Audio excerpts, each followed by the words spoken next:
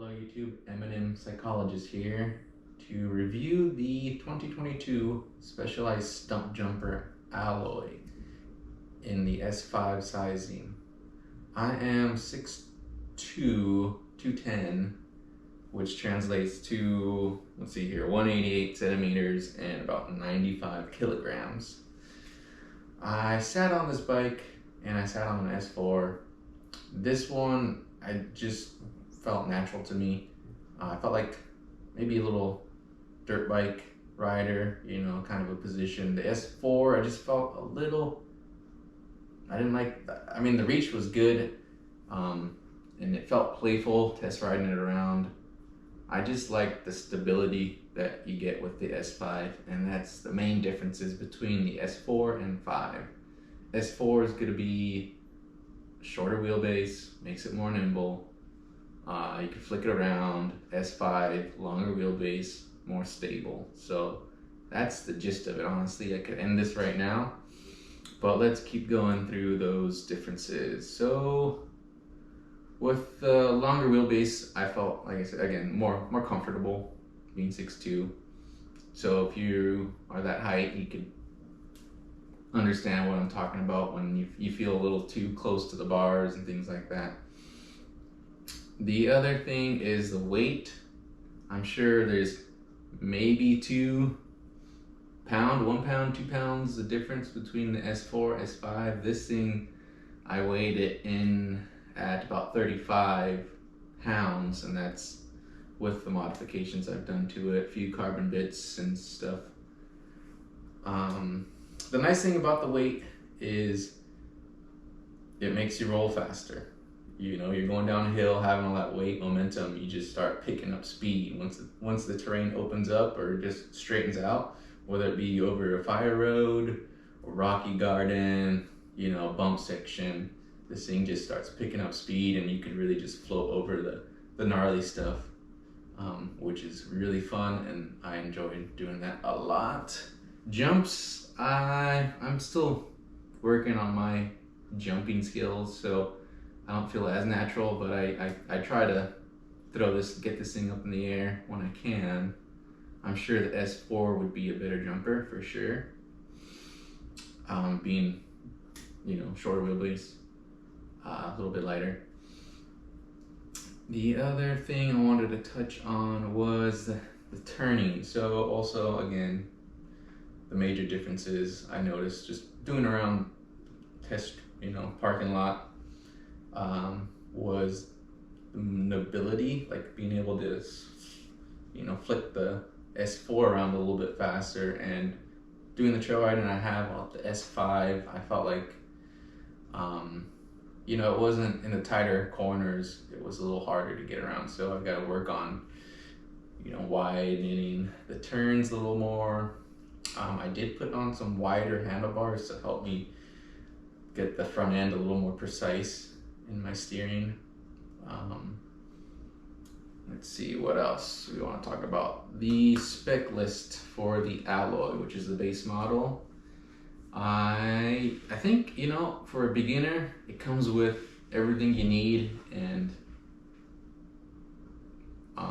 that's it. You know, it's pretty much leaves you room to build up on. I always like the Specialized alloy frames for some reason.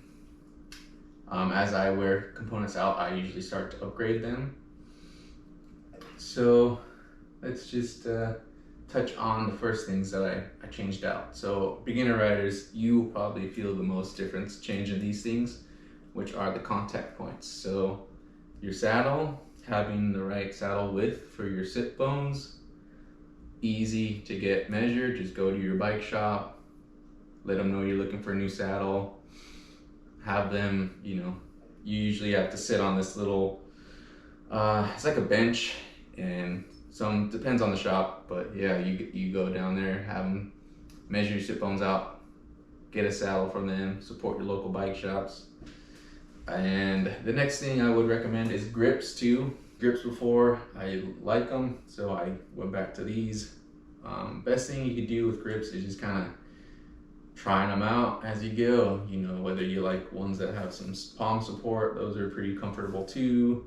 Maybe ones that are skinnier if you have, you know, smaller hands. I've got pretty big hand, so I like something thicker. Yeah. Last thing, let's do the pedals. I like clipless for hardtails because my feet bounce around a lot. I prefer flats with full suspension. Yeah, it just makes me a little more. I mean, I'm not racing or anything like that. I'm just here for the, you know, for the laughs and the smiles. So I run some flats with a good mountain bike shoe. Anyways, the specs that come on the Alloy originally, they, you know, like I said, they get the job done. So you get Tektro Gemini SL brakes, 2-piston trail brakes. They use, I believe it's mineral oil and organic pads. So if you know you're gonna run those, I would just suggest upgrading to metallic pads and get a little more performance out of those stock brakes. Nothing wrong with them. I was curious and I wanted to try these SRAM G2 RSEs, so I put that on this bike here. Let's see what else. The bottom bracket, I have upgraded I have upgraded the bottom bracket. Nothing wrong with it. I'm just trying to save a little weight, so I took out the power spline, I believe is what came on here with the SX cranks. Nothing wrong with that. The cranks did come with a 30 tooth chainring, so the back cassette has, I believe it's a 1150 tooth, and that was good for, you know, really steep climbings and stuff like that. Didn't bother me too much going downhill either, so no complaints over the stock drivetrain. But the SX shifter and derailleur combo did not seem very precise. It still worked, but I felt like there was play in there every shift from the moment I got the bike. That's all I gotta say about that. I've upgraded mine, so I don't have to complain about that anymore. Let's see what else we got here. I just want to touch on the suspension and tires. Tires, pretty good. Definitely recommend doing tubeless because you could run lower tire pressures, not worrying about pinching the tube. Not to mention that Stumpjumpers, even the Alloy, come with tubeless ready setup, so there's no reason to run your inner tubes. Just do tubeless and go to your bike shop if you need your tubeless setup refreshed. Usually it's 10 to 15 bucks. Yeah, suspension. I am a novice at the moment, so the RockShox 35 silver fork and the X Fusion, I don't know exactly the model, but it's a 130 millimeter travel. I know that. Anyways, I've got it set up by my, for my weight. I did get a shock pump. I recommend you get a shock pump. Have your shop set you up. Specialized has a good information, specialized suspension calculator. It'll show you what you need to know about how to dial it in. Getting your own shock pump will definitely help you once you start to tinker on it a little bit more. It's always fun. I enjoy, you know, 5 psi adjustment here, rebound click, plus or minus there. It keeps me occupied. Anyways, tire pressures, I like to do about 24, 25 up front and 28, 26 in the back. Let's see what else we have to talk about.